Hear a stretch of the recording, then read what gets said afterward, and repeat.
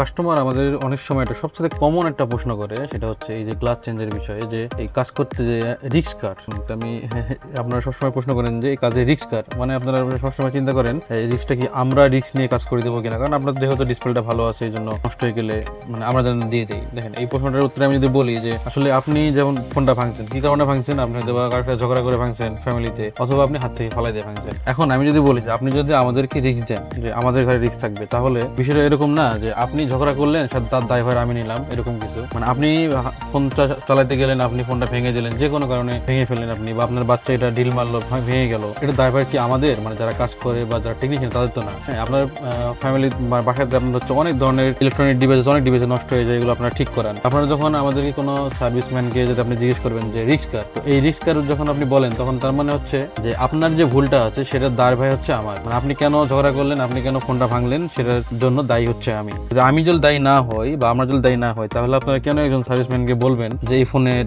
ঠিক করতে গেলে প্রবলেম হলে বা রিস্ক কার।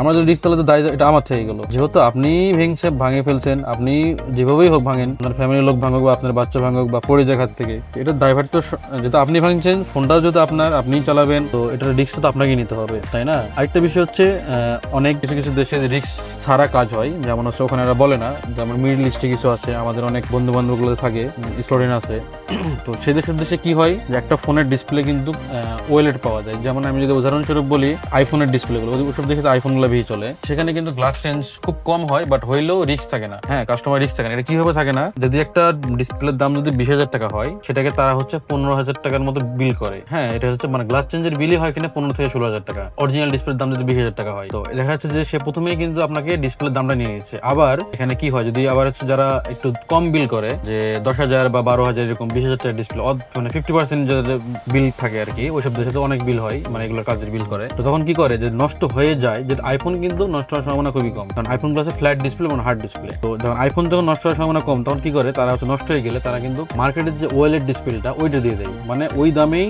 যে সে যে বিলটা করছে সেই দামে কিন্তু একটা ওয়েলেট ডিসপ্লে পাওয়া যায়, কাস্টমারকে লাগাই দিচ্ছে আর কি। কোনো কাস্টমার যদি বুঝতে পারে তাহলে তাকে অরিজিনাল দিয়ে দেয়। তাদের কিন্তু সিস্টেমটা আলাদা, আর বাংলাদেশের কাজের সিস্টেমটা পুরোটাই আলাদা।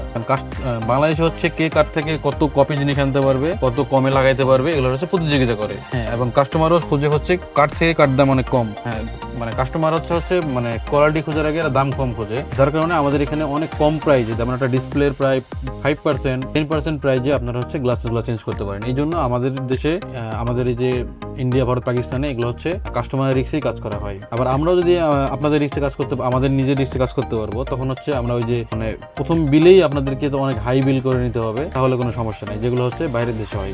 যেহেতু বাংলাদেশে অনেক কম প্রাইসের মধ্যে এইসব কাজগুলো হয়, যার কারণে রিস্কগুলো কিন্তু আপনারই থাকবে। এই জিনিসটা আপনাকে মাথায় রাখতে হবে।